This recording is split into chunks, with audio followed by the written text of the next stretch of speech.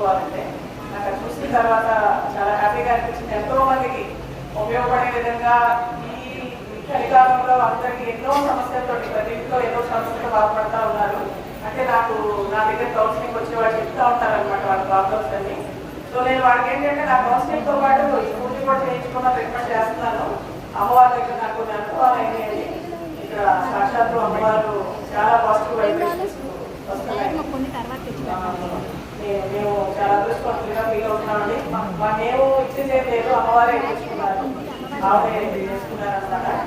ఇలాంటి హీరో గారు ఇలాంటి ఎవరు చేయడం కూడా ఒక విధంగా గుడి అదృష్టం అనుకుంటానండి. అమ్మవారి ఇంత చక్కగా ఆయన చెప్పడం వివరించడం అంతా కూడా ఫస్ట్ టైం చూసినప్పుడే మేము చాలా ఇంప్రెస్ అయ్యామన్నమాట. Okay, thank you.